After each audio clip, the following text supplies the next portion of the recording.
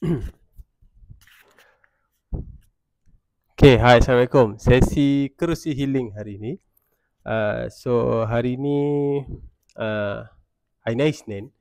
Jadi banyak benda yang mungkin saya boleh share adalah benda yang berlaku over the weekend lah. Apa yang berlaku weekend ni.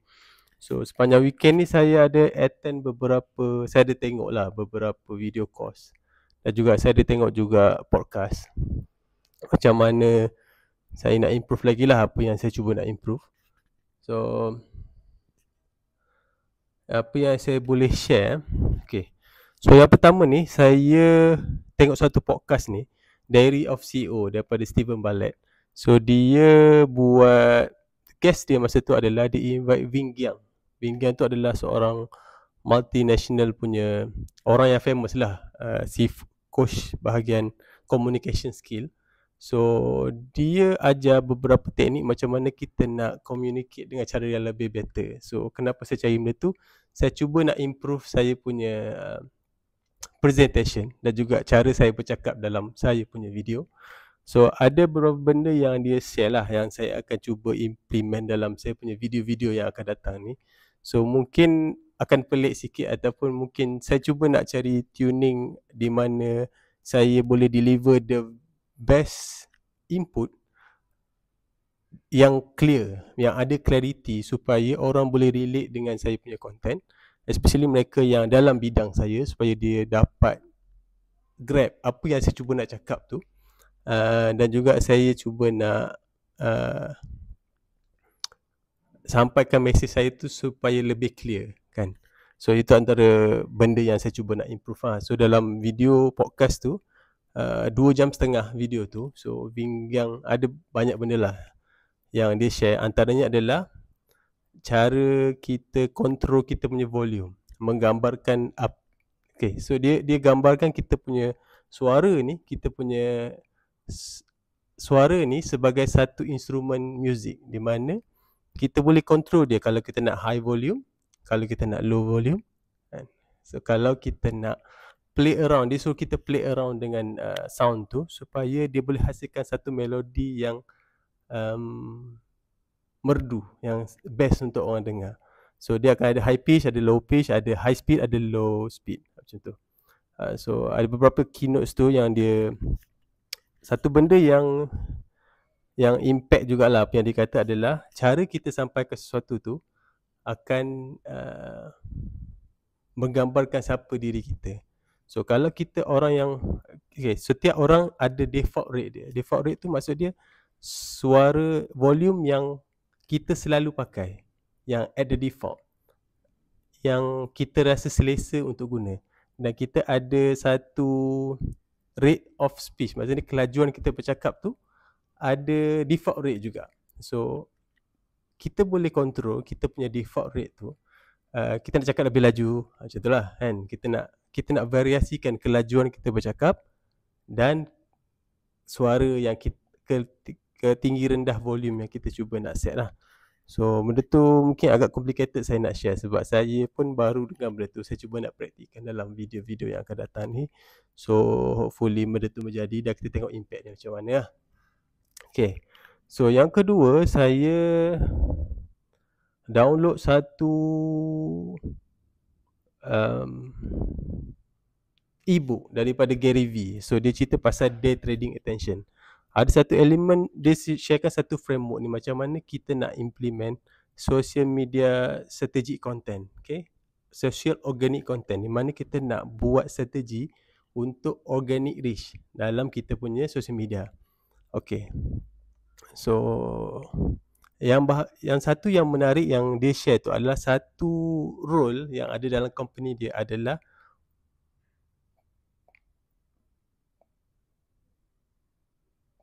post analysis, something yang tu lupa lah apa benda tu, something yang satu role tu yang dia kena analyse balik data organic content yang dah dipost untuk dia tambah baik production team as a input kepada production team. So maknanya katakanlah dia tengok, okay, video jenis macam ni yang mendapat lebih banyak engagement, yang lebih banyak reach, yang lebih banyak orang suka, retention rate dia tinggi, so dia akan bagi input tu kepada production team supaya hasilkan lebih banyak video macam tu. So framework dia tu saya lupa apa rule yang diletak kat belakang tu.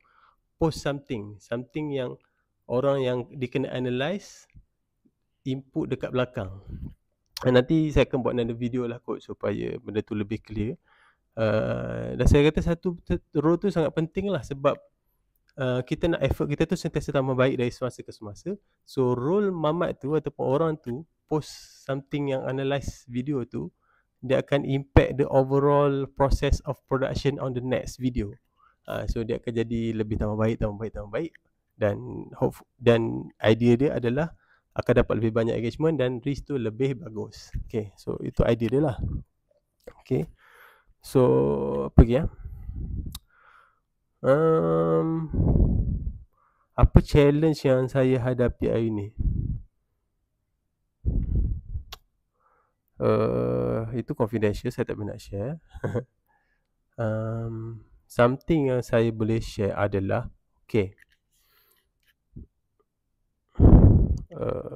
itu pun susah nak share juga sebab itu confidential. Banyak benda yang confidential sebenarnya yang dalam saya punya kerja ni sebab dia melibatkan data-data dengan klien kan.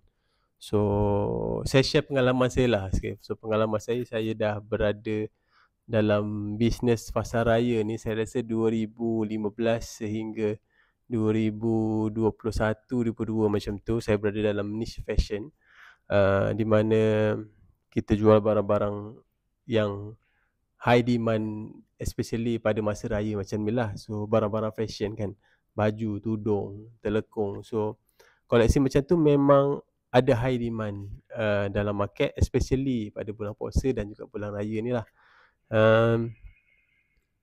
Satu benda yang saya recall balik, benda yang paling key crucial yang terjadi pada bulan puasa adalah benda ni. Okay, so yang satu benda yang key takeaway lah, apa pengajaran lah, satu pengajaran yang macam mana pengalaman yang saya dah lalui tu, saya dah rugi, saya rasa dah ratus ribu kot daripada bisnes tu, adalah satu benda yang kena tengok adalah stock management. Okay, so kita jangan restock barang pada minggu ke-3 atau minggu ke-4 bulan puasa sebab itu akan mengundang barang tu tak habis, tak sempat habis sebelum raya. Okay, saya faham benda tu dia macam as a business owner, kita eager, kita nak buat sale, kita tahu this is the time, masa ni lah kita nak strike, masa ni lah kita nak buat sale banyak kan. So bila keadaan macam tu, kita saya tend to buat decision based on emotion. Okay, so kita tak tengok data sangat. So sebenarnya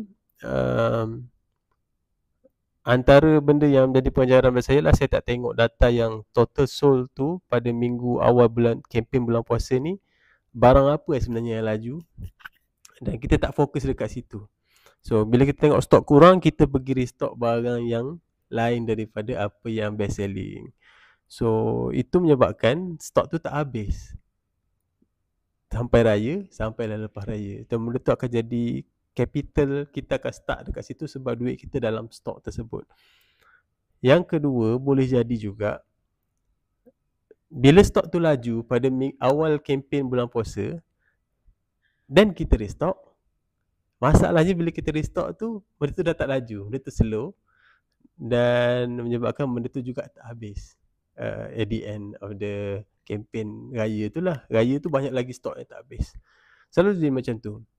So bila keadaan macam tu, bayangkan kita dah ada cash flow yang cantik 2-3 minggu sebelum raya dan kita dah ada jualan yang cantik. So kita pusing cash flow tu, rolling duit tu pergi beli balik barang yang kita rasa kita boleh jual lagi sampai ke hujung raya, hujung nak raya, dan benda tu tak jadi kan. So benda tu agak trauma lah bagi saya sebab kita rugi ratus ribu kot dekat situ. Dan bila barang tu tak habis, kita kena buat clearance dekat belakang.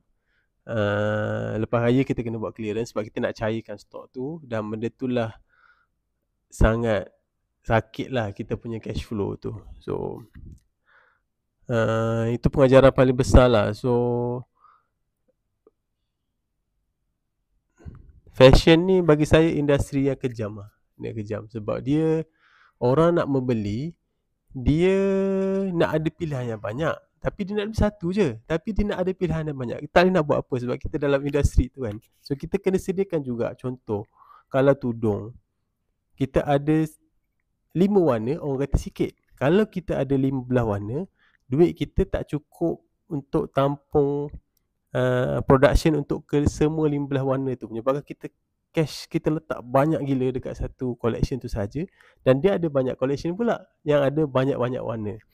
So kalau dalam 15 warna tu mungkin yang laju 3-4 design saja ataupun collection yang bukannya semua yang habis kan. So tapi bila kita nak restock, kita kena restock banyak terus.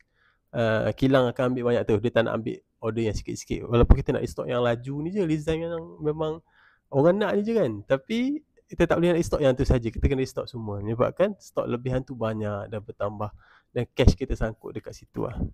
So kita tak boleh nak lari. Tu saya rasa fashion punya niche ni kejam lah. Siapa yang ada dalam business niche fashion ni memang kental lah kan. Sebab dia tak, macam saya cakap tadi, orang nak beli satu ataupun dua je, tapi dia nak ada pilihan yang banyak. Kalau tak ada pilihan, dia tak datang kedai kita. Kalau pilihan kita banyak, kita kena kontrol kita punya cash flow tu supaya tak menyakitkan kita di kemudian hari lah. So itu antara pengalaman. Apa lagi saya boleh share pengalaman saya. Bulan puasa, satu benda, kalau kita notice stok kita tu slow, kita kena cepat-cepat cari cara macam mana nak lajukan stok tu. Contoh, pada masa dulu tu saya ada kedai, saya ada butik. So bila ada certain masa tu traffic kurang dekat butik ataupun tak cukup banyak untuk cater stok yang banyak tu. Faham tak? Stok orang tak seramai yang dijangka datang ke kedai, dan stok tu banyak. So pada masa tu apa yang kita buat adalah kita cuba cari dekat mana traffic orang pergi. So apa yang saya buat, saya ambil stok tu, kita pergi kepada booth-booth ataupun event-event raya yang ada di sekitar kawasan tu. So itu memang kena keluar extra cost sikit lah sebab kita kena ada tapak ataupun kita buat consignment rate dengan orang yang ada dekat situ. Kok mana pun kita kena ada dekat situ sebab situ high traffic orang yang ada dekat situ. Pada masa tersebut lah situasi dia macam tu. So kalau implikasi pada masa sekarang, high traffic adalah dekat TikTok ataupun dekat online. So kita kena switch barang kita tu. Kalau kita kena alert, as a business owner kita kena alert stok mana yang laju, stok mana yang slow. Yang slow tu kita kena take action cepat. Kita kena clearkan cepat-cepat. Cari tempat yang ada high traffic. Kalau TikTok lah. Kalau TikTok live lah kan. So alih barang tu pergi ke situ dan mula menjual dekat situ. So kita kena berada di tempat yang high traffic. Kita tak boleh mengharapkan traffic tu datang kepada kita. Itu yang terjadi pada saya sebelum ni.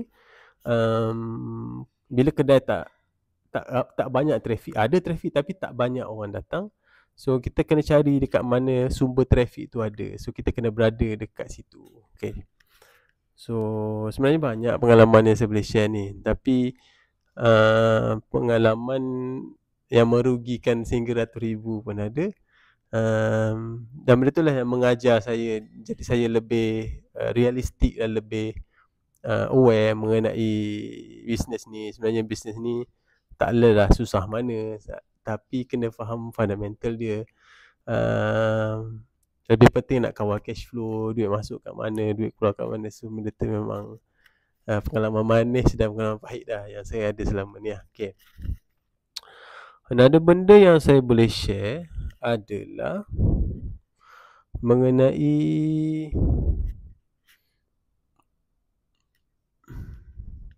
data dan reporting. Okay. So benda ni ramai yang ambil remeh lah. Kenapa nak kena buat data, kenapa nak kena buat report kan. Tapi sebenarnya benda tu adalah kita punya backup ataupun kita punya, saya panggil bukti kita. Orang tak boleh okay. So tak boleh cakap betul. Okay, orang tak boleh beta kita kalau kita buat sesuatu tu sebab kita ada data. Contoh, kita berapa kali kita buat live, berapa ads kita spend, berapa orang yang masuk ke web, berapa orang yang beli. So benda-benda tu, data-data tu sangat renyah sebenarnya kalau kita nak kumpul semua. Tapi saya akan buat juga benda tu dan saya akan enforce juga klien-klien saya buat benda tu sebab dia akan menjadi sumber rujukan nanti. Sekejap ada iklan sikit.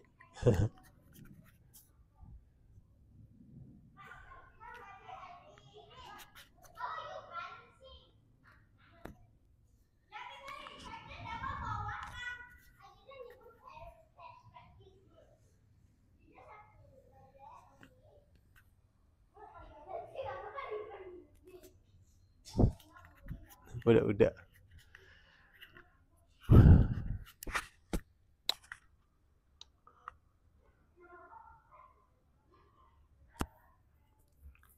Okay.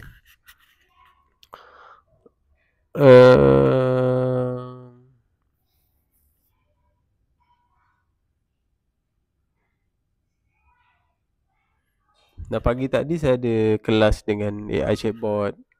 Last weekend saya ada kelas dengan I'm Hire Marketing. Dia buat video course untuk lead gen. So sebenarnya banyak benda. Seminggu 2 ni saya lebih banyak attend kelas. Di mana saya rasa bulan puasa ni saya banyak tone down sikit lah. Di mana tak terlampau banyak meeting kat luar. Semuanya online dan saya banyak masa. Communication dalam grup pun macam tak berapa aktif sangat. So saya gunakan masa yang ada tu untuk saya tambah baik value diri saya lah. So saya attend kelas, saya beli video course, saya tengok video-video podcast yang melibatkan bidang saya lah, marketing dan juga business, untuk tambah value diri saya dan tambah awareness apa yang terjadi dalam keadaan sekarang ni lah. So itulah aktiviti bulan puasa kan. Sebab tu video pun macam kurang sikit. Video yang bulan puasa ni banyak naik adalah video-video makanan, video-video yang berkaitan dengan bazar, video-video makanan. Sebab memang itu demand pada video benda tu. So bila saya dalam bidang marketing ni, saya boleh nak share benda-benda yang berkaitan makanan, tapi saya tak ada direct, tak pernah buat benda tu dan tak ada klien bahagian makanan juga. So saya tak nak share lah benda yang saya tak buat. So apa yang saya buat, saya tambah value diri saya dan saya attend video classes dan saya belajarlah apa yang saya boleh tambah baik diri saya lah. Okay, so saya rasa tu je kot untuk sesi kursi healing hari ni. So hopefully anda dapat sesuatu. Kalau anda ada soalan, boleh komen dekat saya punya ruang komen. Kalau anda nak tanya apa-apa, anda nak tengok video apa, nak saya ulas pasal topik apa, InsyaAllah saya cuba ulas. Komen je dekat ruang komen dan teruskan support saya. Jumpa anda dalam video yang seterusnya. Assalamualaikum.